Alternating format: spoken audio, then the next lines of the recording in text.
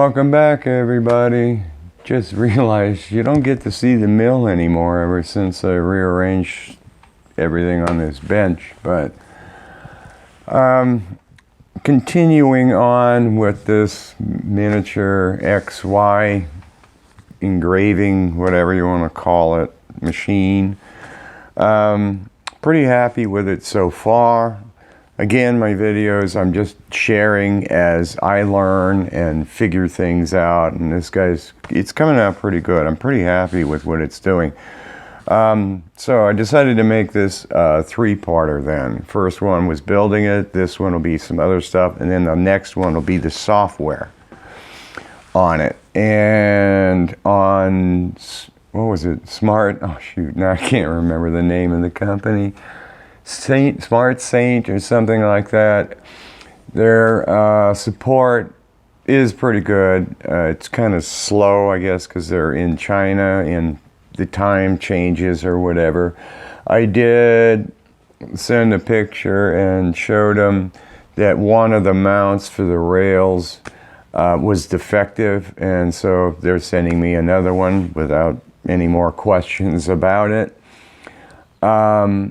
I did originally say I bought this guy off Amazon, $250.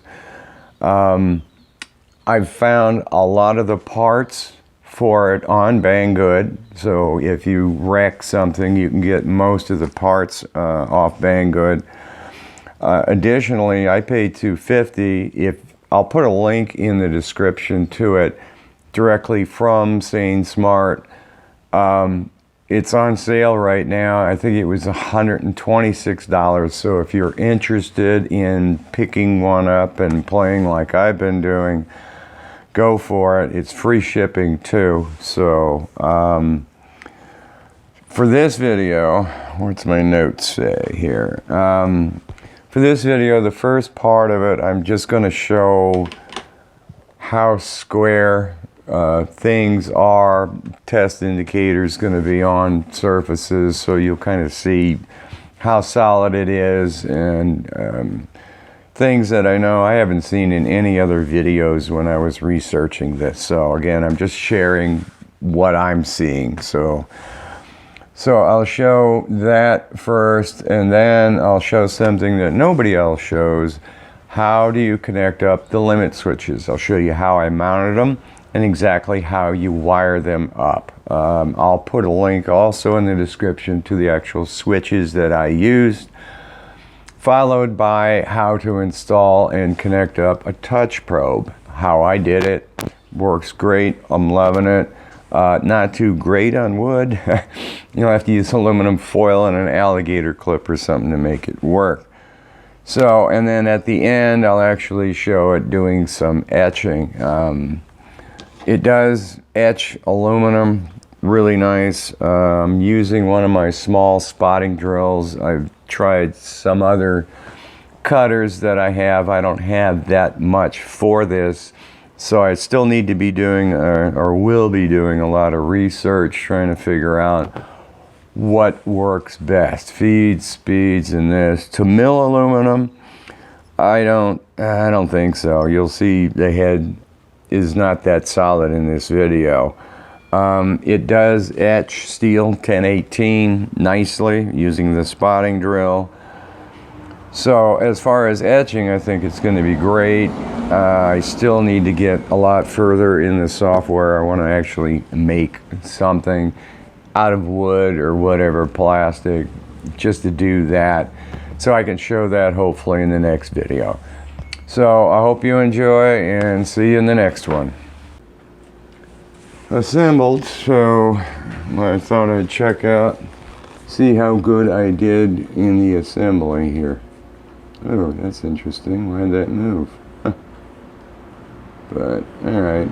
I'm not going to go into any of the software and what I'm doing here. I'll save that for the software video, which will be next, and how I configured everything and how it's working. So head is not that solid, so this is going to be a problem doing aluminum. Etching, engraving should be fine, but it does keep falling back to the same spot. But moving it, it's not too bad here. You can see the needle and what it's doing. So far, it's like staying there. You can see the needle jump. That has to be in the lead screw or bearing, something like that. So that's just something that I noticed bouncing around as it goes along. So the table is pretty darn flat, except as it starts now getting toward this end. You can see, you know, 5/1000ths, that's not too bad. The fact that it just all of a sudden shifts tells me this aluminum extrusion is not really that flat. And I kind of know it's not. Let me take the head up. Do I want to go a 1/2 inch? No, head ain't got that much room to go up. So I'll take it up, let's see, 10/1000ths up. Yeah, just get the needle off. But you can hear it hit. So everywhere, it's even the back, it's flat, except for the extreme back and the extreme front are higher. So I think it's pretty good. I mean, even if I shimmed this right side up 5/1000ths, it's still, I guess it's flat and then it just drops. There's a dip in the thing. I don't have any bigger gauge blocks to see the dip, but oh, what am I hitting here? I'm hitting something. Something was stuck on the table. Huh. So I wonder what it does now. Kind of curious though, just checking out the Z head too. I'm gonna go down 10/1000ths. So there's, if I zero it, probably gonna move all over the place, huh? Yeah, figures. Why is it moving so much? I don't know what I'm moving here, but let me tell it to go 1/1000th then. 0.001. So I can go up and down 1/1000th. So it's pretty good as far as being 1/1000th. The same way it's repeatable too, right? So if I go up 1, 2, 3, I'm on 0. Go down 1, 2, 3. It's at what is that? That's 1, 2.5 Go back up 3. 1, 2, 3. It's back on 0 almost. 1, 2, 3. It's right back on 2.5. So all in all, I think this thing's pretty good. You know, you're not going to crank out really precision stuff. Let me set it up for forward and backwards. All right, I'm gonna move the camera around so you can see an angle here. I gotta go down, and I'm set for 1 inch, which is no. So I want 0.1. All right, that's 100/1000ths. Yeah, I can handle that. One more time. Oof. I gotta go up. Go back up. So I want to go 0.01 down.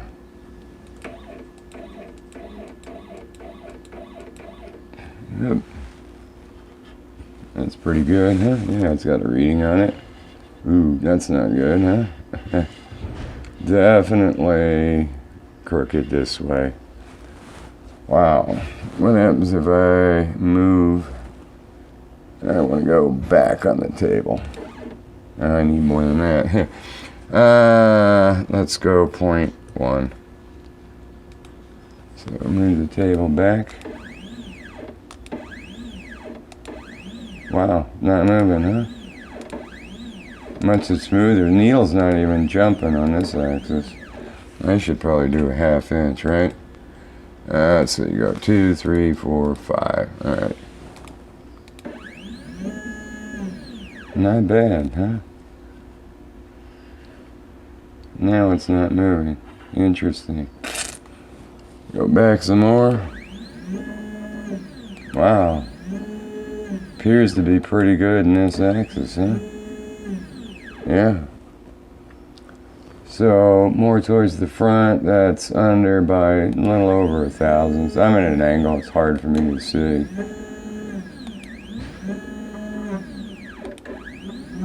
Yeah, this way appears to be pretty good, at least right here. I can feel something sloppy in it. So, alright, so X looks pretty good, Y looks pretty good, and the Z is pretty repeatable. I guess I can show testing all the switches and things here. Limit switches are very, very easy to do. Of course, always once you've figured it out.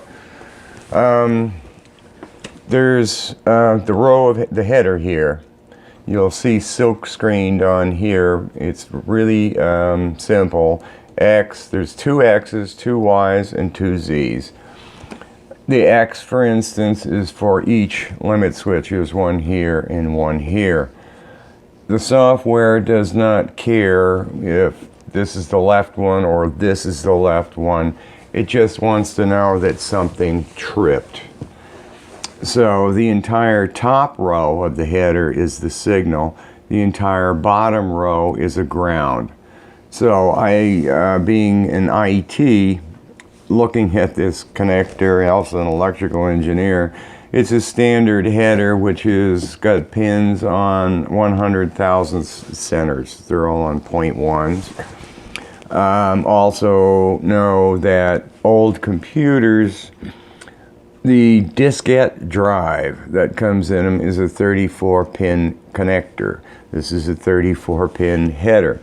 So I dug through the drawer, found an old drive cable, and salvaged the connector off of it. Recrimped it onto some ribbon cable, 34 conductor cable, and now it's easy to pull them out in pairs to solder onto the switches. I'll flip it around and show the front in a minute. So I think that makes it really nice to dress it up, and I have now all the signals here, so as future things are discovered or I want to attack, I can easily strip the pair out. For instance, this right now hanging out, I'm about to do the touch probe on this machine. So what else is there? So that's basically what I did. Hide the cable and the channels. I just used a little bit of hot glue to tack spots to keep it in place. Okay, so flip it around then, and you'll see the switches here. Hopefully, let me look and see. Yeah, it's still in the camera. Micro switches from Amazon. You get 20 of them for, it was $6 or $7. I'll put a link in the description to them.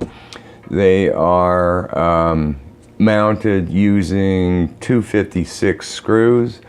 I had to use a drill bit by hand to slightly enlarge the hole so the screws would go through it. The screw hole is 1/10 of an inch back, 100,000th, and coming off of this face, what did I do? 325 thousandths. So they clear this hole here, and it's got a nice gap from the bolt head. This one I need to redo, but the other ones, that's the final there, so you can see where it is. So I've got 1H, again, they don't care which one's which, so you mount one here and one there. I've got one down here and one on the back there. The Z-axis, spin it a little bit so you can see it. The Z, it was hard. I couldn't get the drill in here, so I had to use the fingers here with a thumb chuck or whatever you want to call it to drill and tap that. This guy was really hard because I thought I had this depth of plastic. It only went in, I mean, not even 1/10 because it hit metal. So the drill bit didn't go far. So I couldn't tap this. This is a 440 screw. I just wound up running it in, and it self-threaded itself, and it works nicely. So it looks like I need to tilt it a little bit more. Yeah, I have to loosen it and tilt it.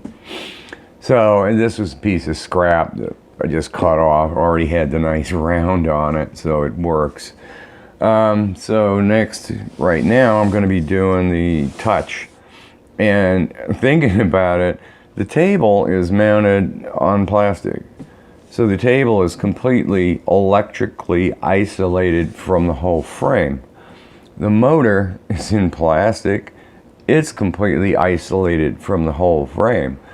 So I'm thinking if I put ground on the table, I just attach one of the wires directly to the table someplace, probably just try with a jumper cable, and attach one to the motor. The second the tool hits the work surface, boom, it should stop and say, that's the height. So that eliminates problems where I've seen people attach probes, and now you got to figure out what's the difference between the probe and your tool, because your tool is all over the place when you mount it. So I'm hoping that will work. So that's kind of it for limits and where I'm going to go with the probe right now. The touch probe does indeed work. Right now, like I said, I just got it with alligator clips. So A5 on the control board is the touch probe, and you're just grounding it out. So there is a video showing the software and how to set the thing up in the universal G-code platform. I will show it in the next video, I guess, more on the software, but I'm in the probe module settings. You have to leave it in millimeters, even though the main unit or the main program is set for inches. If you set the probe module settings to inches, it doesn't work. Something goes crazy. Leave it in millimeters. I'm telling it I have an 8 millimeter end mill in there. Slow measure rates 10, 10 I guess, whatever, 10 something. Fast finds 50, and a retract 5 millimeters, which is 0.197. If I go into my Z area, I'm saying the touch plate's 0, and the probe distance direction is -100. So if I say go, it comes down until the end mill just touches it. Boom. Retracts, now it goes into the slow feed rate, touches it, retracts to 10 millimeters, and my Z-axis right now in the software is showing 0.197 inches, and that's about 2/10, and I am about 2/10 up. So, hallelujah, I just need to finish off mounting the wires and get rid of the alligator clips. Alright, again, like I said, I'm not going to go into all the software settings, but stick an end mill in there just so I can run this touch thing. Kind of a kick too, because I should have brought them over here. They give you some of the ugliest clamps possible. And so I figured, alright, I'll just make my own stuff here. And it turns out, video I did quite a while back on making a grinder out of that wet wheel. That little cheap $30 table, I had made the slots for it. What do you call them? A T-slot nuts. Turns out they fit. So I was really excited over that. Right? Come on. Right-handed always works, right? So I've got my whole set. All the pieces that I made for the mini pallets, and for that guy I can use all the clamps, everything. And I put some nice little rubber guys on here to keep it from marking up the table for what it's worth. So I'm set for clamping and actually doing some stuff on it. So let me also just stick something here to do the test with. But homing, I should home correctly, right? Where is it? Return to reserve home machine. So there it goes. Goes up, hits the limit, comes down, goes back up real slow to make sure where the limit is. And I run it over and over again, and it's right on the money where it comes out with. So, does both axes, does the same thing to both axes. It'll come out real fast, go in real slow, and find the trip point. So, I've got the home working nicely. And I'll show the touch here. And that one too is incredibly repeatable. Because I have, oh man, I need to go up more than this. Go up to an inch or something like that. There, 2 inches, go. And put the table back 2 inches.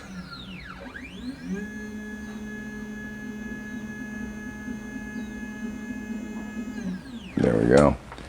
I guess I should probably clamp it down a bit, huh? There. Alright. Clamp it so it's not moving, it's flat, it's clean. So if I say, where do I go? Oh yeah, probe module in the software. All set, I'll go into all the settings for all this stuff, but you initiate it, and then it comes down real slow. You can change the speed, you can do whatever you want for how fast it's gonna go. All it has to do is touch it, and it's done. Someday.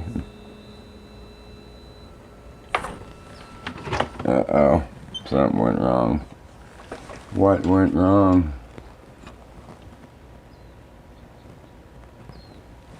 Or did it work? I